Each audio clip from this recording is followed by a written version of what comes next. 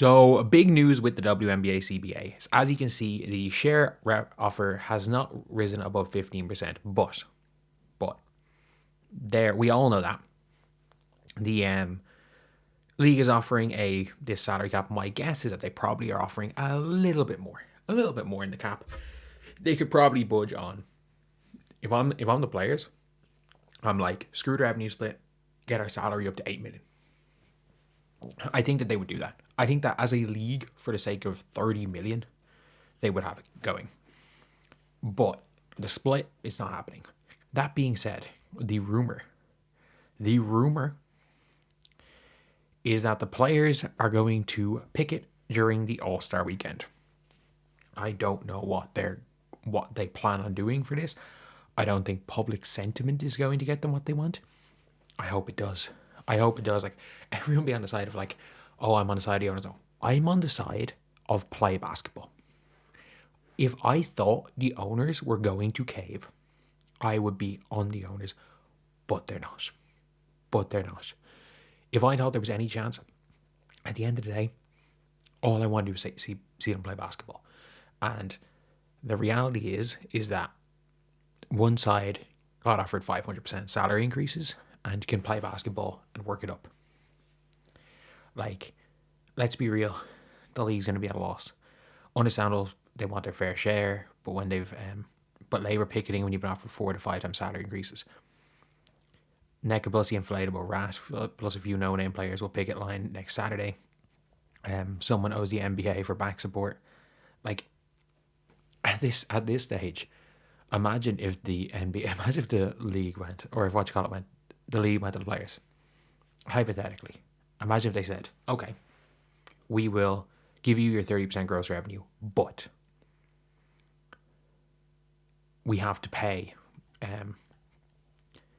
back the NBA. We have to pay back the NBA.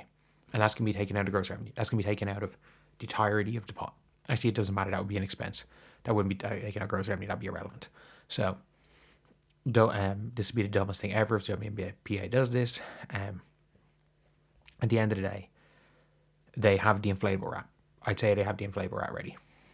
Like, if you guys didn't even see who they have, who they had on their call, like, they literally had people ready to strike. Like, they are preparing for it. I can't see humans turning down $500,000 and $1 million paydays. That is literally going to be it. Hundreds of people are going to have to turn down becoming a millionaire. And you know what? If the players stand on business and do this, I think they're dumb, but there is a level of respect there. There is a level of respect there that you are, if you believe this is what you deserve, turning down life-changing money for that, there is a level of respect there. Like, I feel like a dumbass every time I see a gambling ad everywhere on YouTube. I feel like a dumbass because morally, I won't do anything with gambling.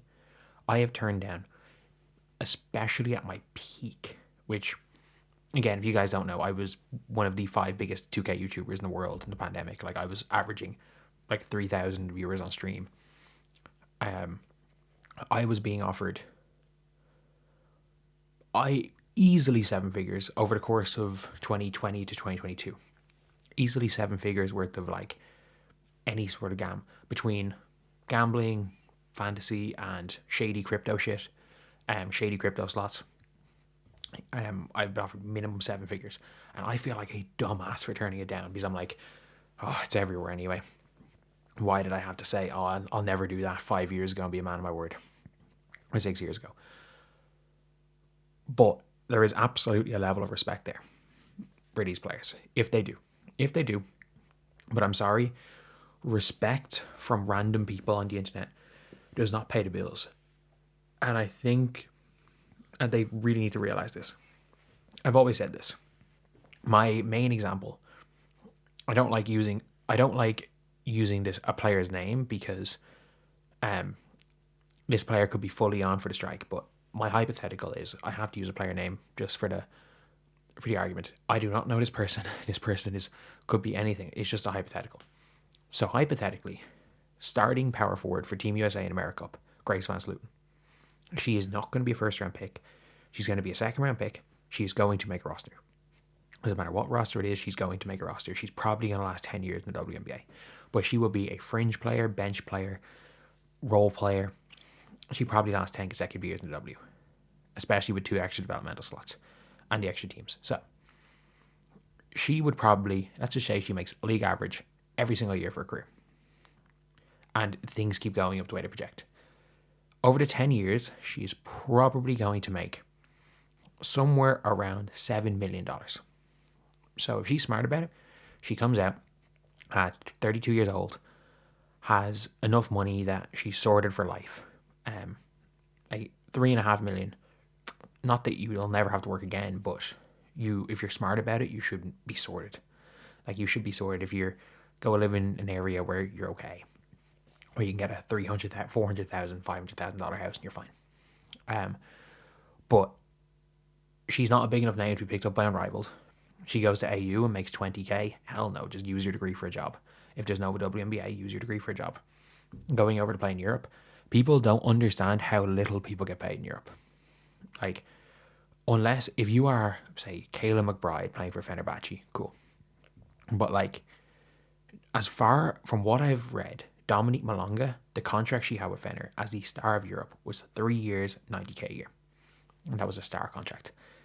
Unless you are the superstar and the billionaire owners or the millionaire owners are literally just willing to burn money on you, they don't care. Like I've seen, I'm not joking when I'm saying this. There have been players that I know, not personally, but I know stories of players that have been either, you know, like if you guys know me, like I know what's going on in England, I know what's going on in Ireland, a lot of situations. And like obviously London Lions was an exception when they had Carly Samuelson, Temi, Meg Gustafson, Holly Winterburn. That was an exception. That was 777 pumping money into them. But I know there are WNBA players who in their off season have played for rent and food and had to coach on the side to make money. They played for expenses in their off season. And that is not, maybe expenses is uncommon. But like WNBA players playing for 3k a month isn't uncommon. It's not uncommon to see them playing in some leagues for $4,000 a month. And that's not enough. That's probably not, unless you want to keep your hoop dreams alive, that's not enough to not set yourself back up on the ladder. So yeah, this whole strike, everything, the picket line, the inflatable rats coming, it's gonna be a scary scenario. And if I am a young player in college, I'm shitting myself. Because let's be real, there are expectations when you hit a certain level in college, you're going to go to this league, you're going to do that. And unless you were an AZ Foot, AZ Foot's going to be fine. Sarah Strong's going to be fine. I'm trying to think who's going to be fine. But like, if you are going into if there's no WNBA season, you are going into your senior season in college. I mean this when I say this. Enter the portal, go to UConn. Enter the portal, go to LSU. Enter the portal, go to South Carolina, enter the portal. Enter the portal and go to one of these top colleges. It doesn't matter who you are. It does not matter who you are. Enter the portal and go to one of these top colleges. Stack the deck. Who cares? Because that's the only way you are going to get into one of these extra leagues. You have to have these college connections. It's the only way you're going to get into one rival. It's the only way you're going to be able to make pro ball a career, realistically, if there's no WNBA. Unless you are the tippity top. And you're going to be like a top 5 pick. If not, transfer to UConn. Everyone should transfer to UConn. Because we see it in the NIL numbers. Everyone should. Sarah Williams has been garbage this year. And she'll walk into Unrivaled. If you are a player watching this and there's no WNBA season 2026, transfer to UConn. Fuck the NIL money immediately. You need, if you're planning on being a basketball player and not just working a 9 to 5, transfer to UConn because at least you'll get into Unrivaled. So yeah, that's the video. See you guys.